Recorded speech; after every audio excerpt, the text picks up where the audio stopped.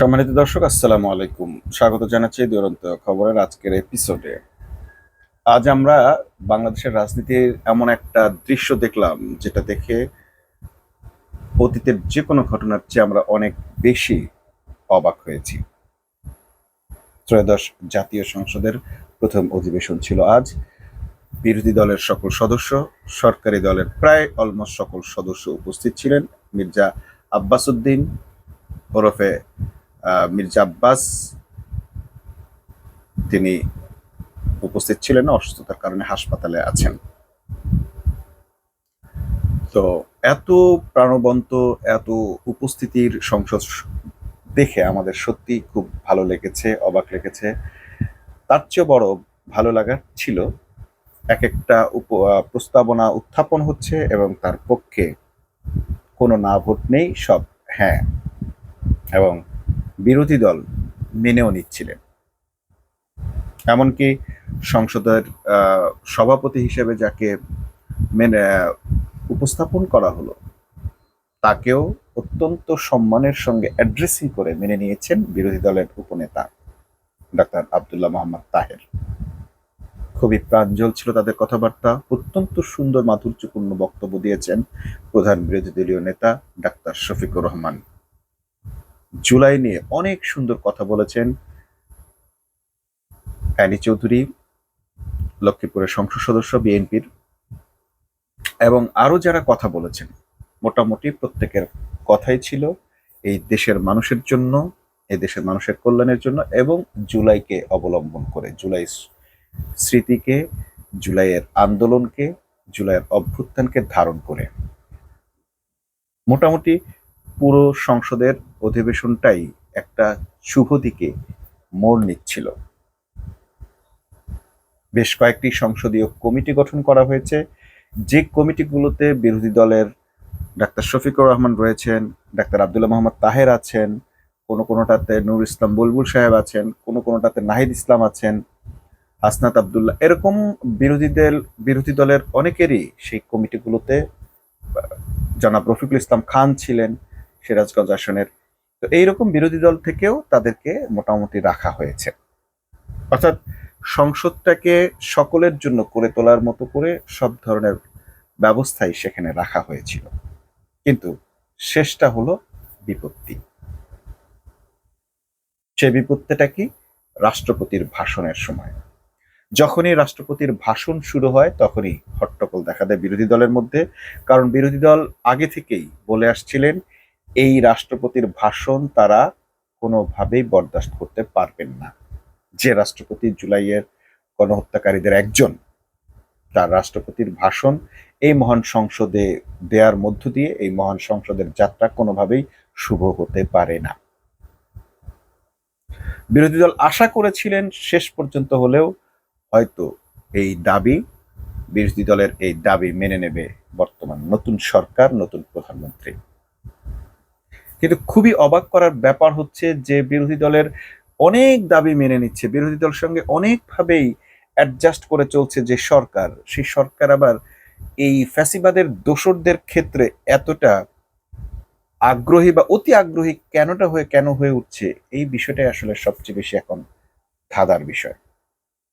রাষ্ট্রপতির চুপ্পুকে ছাড়া কি আর কোনো পথ ছিল না বিএনপির জন্য? রাষ্ট্রপতি চুপ্পুর মধ্যে এমন কি পাওয়া গেছে যে কারণে বিএনপি বিরোধী দলকে প্রথম দিনেই এতটা হতাশ করলেন? দর্শক, আজকে অনেকের বক্তব্যই শোনার মতো ছিল, মুগ্ধ হয়ে অনুধাবন করার মতো ছিল। মাননীয় প্রধানমন্ত্রী যে বক্তব্য দিয়েছেন, মাননীয় প্রধান বিরোধী দলের নেতা যে বক্তব্য দিয়েছেন, স্পিকার যে কথা বলেছেন, এবং অন্যান্য যারাই কথা বলেছেন, মোটামুটি কথাগুলোকে বুকে ধারণ করার মতোই কথা বলেছেন। সকলকে সাথে নিয়ে দেশ গড়ার কথা বলেছেন। জুলাইয়ের যারা জীবন দিয়েছে, তাদের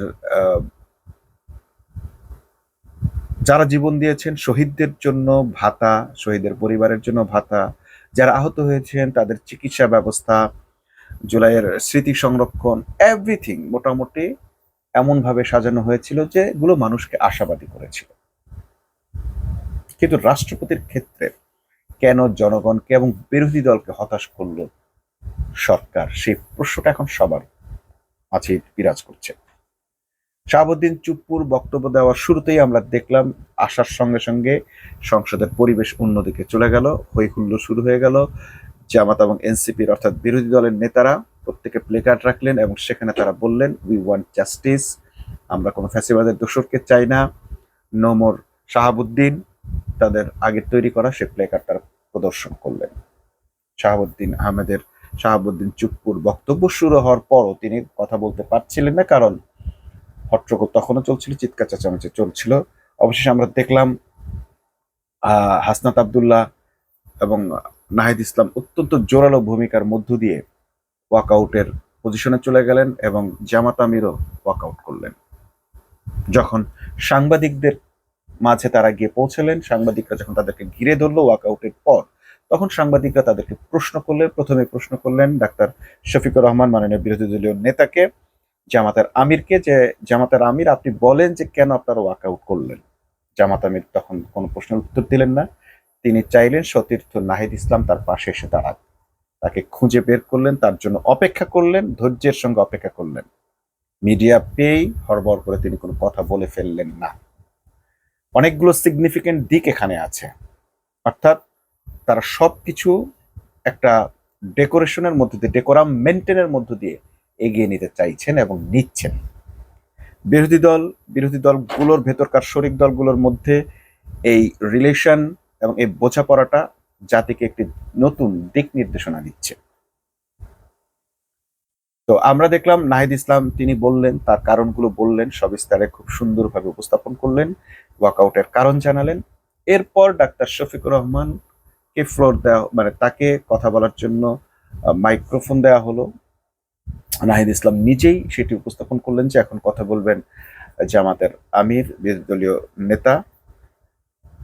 তারপর তিনি যে কথাগুলো বললেন, স্পেসিফিক 3টা কারণ তিনি দেখালেন, যে কারণে আজকে শাহাবুদ্দিন চুপ্পুকে ওয়াকআউট করা ছাড়া তার কোনো উপায় ছিল না।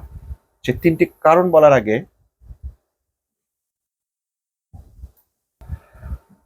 তো দর্শক, সেই 3টা কারণ বলার আগে যেটা বলা জরুরি সেটি হচ্ছে যে ডাক্তার শফিকুর রহমান তথা বিরোধী দলীয় নেতার অ্যাটিটিউড।